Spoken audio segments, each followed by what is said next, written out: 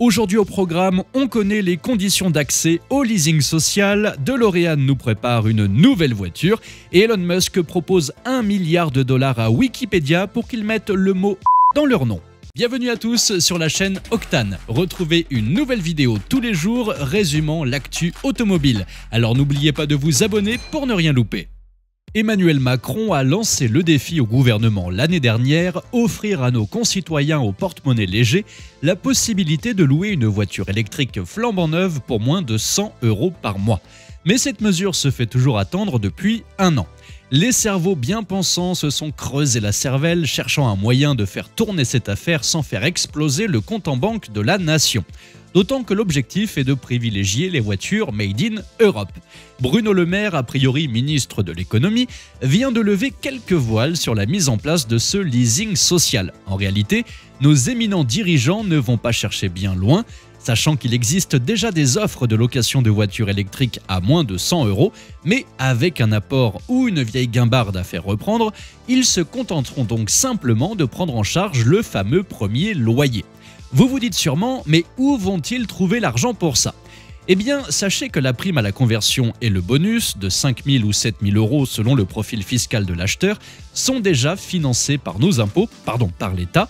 Il ne restera qu'à rajouter un petit billet de 2 500 € de plus d'argent public pour permettre à nos chers compatriotes de goûter aux joies de l'électrique à moindre coût sans avoir à sacrifier leur vieille carriole en échange.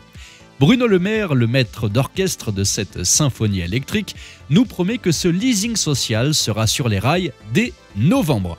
Il sera destiné à la moitié des foyers français les plus modestes. Et concernant les modèles éligibles, pour l'instant, les voitures élues sont les Citroën IC3, Renault Twingo E-Tech et Fiat 500e. Voici maintenant une nouveauté qui ne sera pas éligible au leasing social, mais qui va faire rugir les moteurs et frétiller les amateurs de design audacieux. Catherine DeLorean, la tête pensante de DNG et fille de l'emblématique John DeLorean, nous a dévoilé les dessous croustillants de la future DMC12. Et pour cette réinvention qui en jette, elle a puisé dans la génétique de la Chevrolet Corvette C8, gardant précieusement l'emblématique ouverture des portes en forme d'aile de papillon grâce à l'architecture audacieuse du toit façon Targa de la Corvette. Permettez-moi de vous rappeler un petit détail qui a toute son importance. Le patriarche de la DeLorean, John DeLorean lui-même, avant de lancer sa propre entreprise, a tenu les rênes chez General Motors et figurez-vous qu'il plaidait déjà en faveur d'une révolution au sein de la plateforme de la Corvette, la poussant vers un agencement à moteur central. Entre 1969 et 1972, il dirigeait même Chevrolet en personne, ce qui donne une sacrée légitimité à cette orientation, vous ne trouvez pas ? Côté tarif, avec les modifications substantielles requises, le prix de cette DeLorean revisitée risque de grimper au-delà de celui de la Corvette.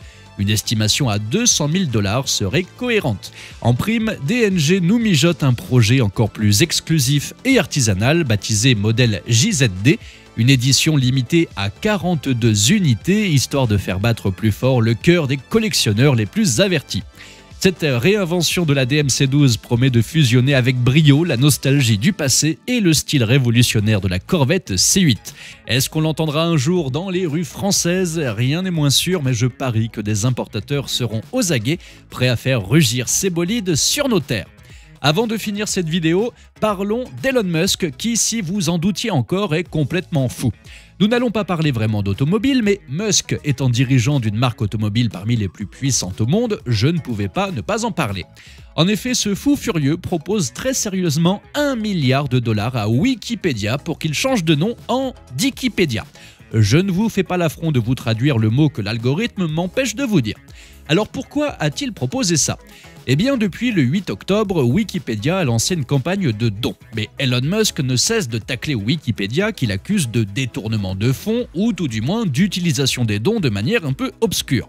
Il propose donc à Wikipédia $1 milliard de dons, en échange de quoi ils devront changer de nom en Dikipédia. Alors j'avoue que si l'argent ne nous manquait pas, on s'amuserait sans doute de la même manière.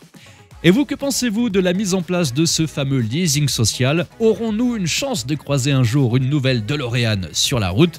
Et pour ou contre un Dikipédia ? Dites-moi ça dans les commentaires. Merci à tous d'avoir suivi cette nouvelle vidéo. N'hésitez pas à vous abonner, à activer la cloche des notifications pour être sûr de ne rien louper, liker, partager et vous pouvez également venir nous rejoindre sur notre compte TikTok. Ciao!